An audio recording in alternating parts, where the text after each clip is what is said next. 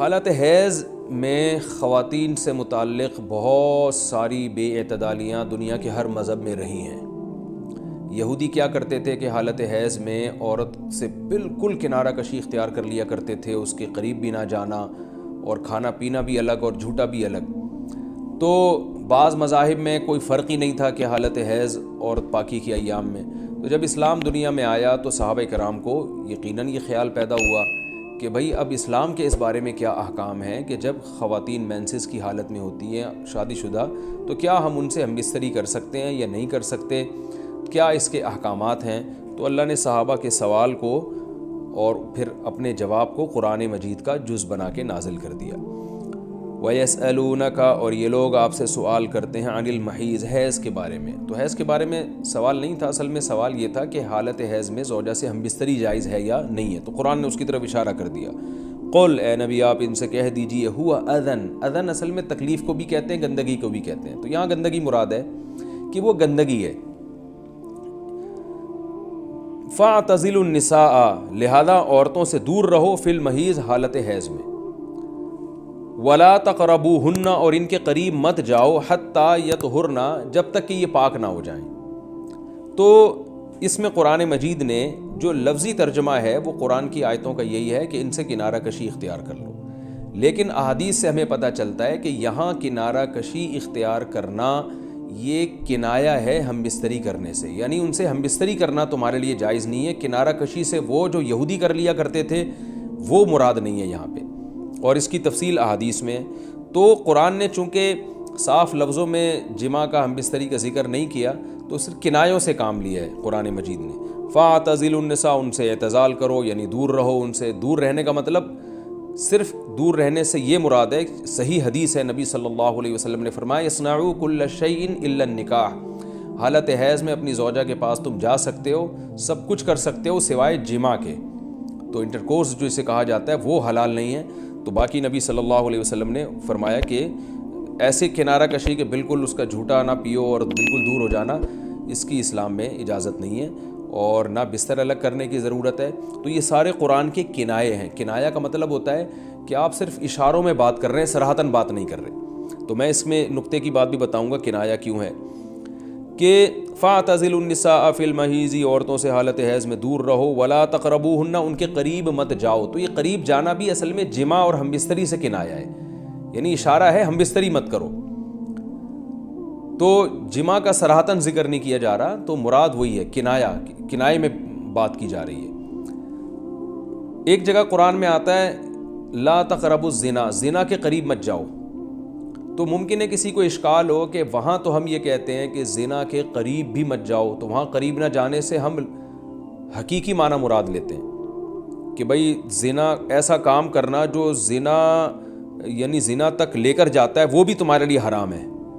تو وہاں تو یہ ترجمہ کرتے ہیں، تو یہاں بھی وہی ترجمہ ہونا چاہیے ولا تقربوهن، ان عورتوں کے قریب بھی مت جاؤ۔ یا مطلب کیا ہے کہ اس گھر میں بھی نہ رہو، اس کمرے میں بھی نہ رہو جہاں تمہاری جو بیوی رہتی ہے جو مینسز کی حالت میں ہے۔ تو یاد رکھیں وہاں چونکہ زنا کا لفظ اللہ نے صراحتاً ذکر کر دیا، کنایا کی اب ضرورت نہیں ہے، لہذا وہاں لا تقربو کا مطلب لا تقربو ہی ہے، یعنی قریب مت جاؤ۔ تو زنا کے قریب مت جاؤ یہ کنایا نہیں ہے، اس کا مطلب صاف کہ زنا تو دور کی بات ہے، کوئی ایسا کام بھی نہیں کرنا جو زنا کے قریب لے کے جاتا ہے۔ لیکن یہاں اللہ نے ہم بستری کے لفظ کا صراحتاً ذکر نہیں کیا، لہذا جہاں ذکر نہیں ہوتا تو وہاں اشارتاً ذکر کیا جاتا ہے، اور اشارتاً جب ذکر کیا ہے تو یہاں لا تقربوهن، یہ قرب سے خاص قسم کا قرب مراد ہے، اس سے مطلق قرب مراد نہیں ہے کہ کسی کے بھی قریب چلے جاتے ہیں۔ تو یہاں خاص قسم کا قرب مراد ہے، وہ قرب یہی ہے کہ مکمل جماع کرنا حالت حیض میں، اس کی اجازت نہیں دی جا رہی، لیکن اللہ نے اس کو گول مول طریقے سے کنائے کے ذریعے ذکر کیا ہے۔ حتیٰ یطہرن، یہاں تک کہ وہ پاک ہو جائیں۔ تو یہ جو میں نے بتایا کہ حالت حیض میں نبی صلی اللہ علیہ وسلم سے صحیح حدیث سے ثابت ہے، اور اس پر پوری امت کا اجماع ہے، اتنی واضح احادیث ہیں بخاری اور مسلم کی اس بارے میں کہ حالت حیض میں آپ بیوی کے قریب جا سکتے ہیں، اور حیا کے خلاف مسئلہ ہے، لیکن اب ایک بات آ گئی تو میں بتا دوں کہ اس کی تفصیل فقہاء نے بیان کی ہے کہ جو ناف سے لے کر گھٹنوں تک جسم پہ کوئی کپڑا ڈال دیا جائے اور پھر باقی زوجین ایک دوسرے سے جو ہے وہ ریلیشن قائم کر سکتے ہیں باقی باڈی کے ذریعے، لیکن یہ کہ جو مکمل جماع ہے وہ حلال نہیں ہے۔ اور وہ سخت گناہ ہے۔ آگے اللہ نے ارشاد فرمایا فَإِذَا تَطَهَّرْنَا، پس جب وہ مکمل پاک ہو جائیں، فَأْتُوهُنَّ، تو پھر تم ان کے پاس آؤ۔ اب یہ بھی دیکھیں ان کے پاس آؤ یہ کنایا ہے جمع سے، یہ نہیں کہ آپ کی زوجہ جو ہے وہ جب حیض سے پاک ہوئی ہے تو آپ اب اس کے پاس جا کے چائے پی سکتے ہیں، وہاں بیٹھ کے کھانا کھا سکتے ہیں، یہ مراد نہیں ہے، یہ سب کنایا اور اشارتاً قرآن بات کر رہا ہے۔ فَأْتُوهُنَّ، تو ان کے پاس آؤ، یعنی مطلب ان سے تم جمع کر سکتے ہو، جمع کرو ان سے، من حیث امرکم اللہ، ایسے جیسے اللہ نے حکم دیا ہے۔ تو اس سے پتہ چلتا ہے کہ جمع کا ایک ناجائز اور حرام طریقہ بھی ہے اور ایک جائز طریقہ بھی ہے۔ تو قرآن بتا رہا ہے کہ جائز طریقے سے تم جمع کر سکتے ہو، ناجائز طریقے سے جمع نہیں کر سکتے۔ وہ جائز اور ناجائز کیا ہے وہ میں انشاءاللہ بتاتا ہوں۔ ان اللہ، بے شک اللہ تعالیٰ، یحب التوابین، توبہ کرنے والوں سے بھی محبت کرتا ہے، ویحب المتطہرین، اور تطہر جو ہے نا یاد رکھیں، دیکھیں یہاں دو لفظ استعمال ہوئے ہیں، ایک استعمال ہوا ہے طہورا یطہرو حتیٰ یطہرنا، اس کا مطلب ہوتا ہے پاک ہو جانا، اور ایک ہوتا ہے تطہرنا، باب تکلف ہے، یعنی تھوڑا تکلف سے پاک ہونا، اہتمام کر کے۔ ایک پاک تو یہ ہے کہ بس چلو بھی پاک ہو گئے، ایک ہے کہ بہت یعنی پاک صاف رہنے کی بڑی کوشش کرنا۔ تو جو صفائی پسند لوگ ہوتے ہیں نا، وہ جب تک صفائی کا خبط ان کے اوپر سوار نہیں ہو جاتا اور تکلف نہیں کرتے، اس وقت تک پاک صاف وہ رہتے نہیں ہیں۔ تو اس لیے اللہ تعالیٰ نے تکلف کے ساتھ طہارت کا حکم دیا۔ تو اسی وجہ سے بہت سے علماء کہتے ہیں کہ اس سے حالت حیض کے بعد غسل کرنا مراد ہے، کہ اگر عورت کے 10 دن سے پہلے حیض آنا ختم ہو جائے تو عورت پر پھر واجب ہو جاتا ہے کہ وہ باقاعدہ غسل کر کے اپنے آپ کو پاک صاف کرے۔ تو یہی مراد ہے اس سے۔ اللہ نے فرمایا فَإِذَا تَطَهَّرْنَا، جب وہ مکمل پاک ہو جائیں، فَأْتُوهُنَّ مِنْ حَيْثُ أَمَرَكُمُ اللَّهُ، تو پھر اس طرح آؤ ان کے پاس جیسے اللہ نے حکم دیا۔ بے شک اللہ تعالیٰ محبت کرتا ہے توابین، توبہ کرنے والوں سے، وَيُحِبُّ الْمُتَطَهِّرِينَ، اور خوب تکلف کے ساتھ پاک صاف رہنے والوں سے۔ تو توبہ اور تطہر کا تذکرہ کیا۔ توبہ روحانی طہارت کو کہتے ہیں، اور جو تطہر ہے وہ جسمانی طہارت کو کہتے ہیں۔ یعنی اسلام یہ چاہتا ہے کہ آپ روحانی طور پہ بھی پاک صاف رہیں اور جسمانی طور پہ بھی۔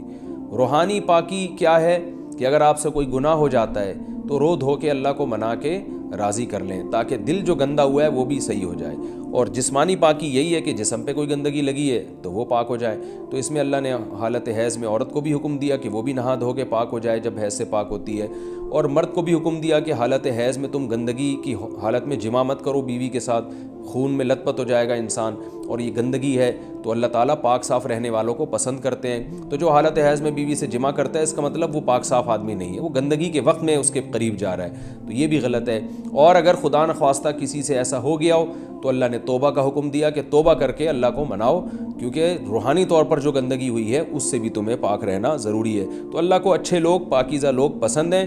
تو حالت حیض کی آیتوں کے بعد اللہ نے یہ اس لیے حکم دیا تاکہ اس عمل کے دوران گندگی میں ملوث نہ ہونا پڑے، اور یہ حکمت بھی اللہ نے بیان کر دی کہ حالت حیض میں جمع سے ہم تمہیں اس لیے منع کر رہے ہیں کہ اللہ کو پاک صاف لوگ پسند ہیں، گندگی میں انوالو ہونے والے، ملوث ہونے والے لوگ اللہ کو پسند نہیں ہیں۔ میں پھر علمی نکات کے تحت انشاءاللہ اس کی مزید جو ہے وہ ڈیٹیل بیان کروں گا جب علمی نقطے بیان کروں گا میں۔ آگے اللہ نے ارشاد فرمایا نساؤکم حرث لکم، تمہاری عورتیں تمہارے لیے بمنزلہ کھیت کے ہیں۔ حرث عربی میں کھیت کو کہتے ہیں، تو بمنزلہ کھیت کے ہیں۔ جیسے بیج ڈالا جاتا ہے کھیت میں اور اس سے پیداوار بڑھتی ہے، تو عورت کی جو ایک حیثیت ہے، نیچر نے جو اس کی ایک حیثیت متعین کی ہے، وہ بھی ایک نسل بڑھانے کا ذریعہ ہے، جس میں مرد کا جو اسپم ہے وہ بطور بیج کے ہے، اور جو اولاد ہے وہ ایک پیداوار کی طرح ہے۔ تو اللہ نے یہ یاد رکھیں، اس آیت کو نا بہت سارے غیر مسلموں نے عورت کے خلاف بہت نیگیٹیوٹی پھیلائی ہے کہ دیکھو اسلام عورت کی توہین کرتا ہے، اس کو کھیتی سے تعبیر کرتا ہے۔ تو کچھ لفظ کسی اور زبان میں جب وہ جاتے ہیں نا تو وہ توہین کا معنی دیتے ہیں۔ عربی میں جو حرث کا معنی ہے یہ تعظیم کے لیے ہے، توہین کے لیے نہیں ہے۔ اردو میں جو کھیتی کا معنی ہے وہ توہین کے لیے استعمال ہوتا ہے۔ کھیتی یعنی جو پاؤں میں روندی ڈالنے والی، اور زمین جو ہے نا پاؤں میں گویا روندی، اس کو روندا جا رہا ہے۔ تو اس لیے اس کا اردو میں بالکل اسی طرح جو لوگ ترجمہ کر دیتے ہیں کہ عورتیں تمہاری کھیتیاں ہیں، تو یہ ترجمہ میرا خیال ہے اس لیے درست نہیں ہے کہ اردو میں اس کا مفہوم ہی چینج ہو جاتا ہے۔ یعنی گویا ایک عزت کے لیے جو لفظ اللہ نے استعمال کیا وہ ذلت کا ذریعہ بن جاتا ہے۔ تو تو اس لیے کسی بھی زبان میں جب ہم کسی بھی لفظ کا ترجمہ کرتے ہیں تو اس زبان کے ہمیں محاوروں کو دیکھنا چاہیے کہ اس زبان میں یہ لفظ کس معنی میں استعمال ہو رہا ہے۔ مثال کے طور پر ہو سکتا ہے کتا کا لفظ کسی زبان میں وفاداری کے لیے استعمال ہوتا ہو، کسی کو لوگ ڈاگ کہتے ہوں تو اس کا مقصد ہوتا ہے وفادار انسان ہے، لیکن ہمارے یہاں اردو میں گالی ہے وہ، اور آپ بولیں کہ بھئی وہ فلاں قوم ڈاگ کہتی ہے تو ہم کتا کہیں گے، تو آپ جب اس کا ترجمہ اردو میں کریں گے تو کتے سے نہیں کر سکتے۔ تو اسی طرح یہ عربی کا جو لفظ ہے اس میں بھی یہ چیز غور یعنی ملحوظ رہنی چاہیے۔ تو اس لیے اس کا ترجمہ کیا جائے گا تمہاری عورتیں تمہارے لیے پیداوار بڑھانے کا ذریعہ ہیں، نسل بڑھانے کا ذریعہ ہیں۔ فاتو حرثکم، تم اپنے اس نسل بڑھانے کے ذریعے کے پاس آؤ، انا شئتم جیسے چاہو، وقدموا لانفسکم، اور اپنے نفسوں کے لیے آگے بھیجو، یعنی اولاد کی نیت سے آیا کرو زوجہ کے پاس اور آخرت کے لیے انتظام کرو، یعنی اولاد پیدا کر کے جو تاکہ دنیا اور آخرت میں تمہارے لیے فیوچر میں تمہارے لیے کام آئے، دنیا بھی داخل ہے آخرت بھی داخل ہے۔ تو یہ آیت کا بھی ایک شان نزول ہے کہ صحابہ کرام تو چونکہ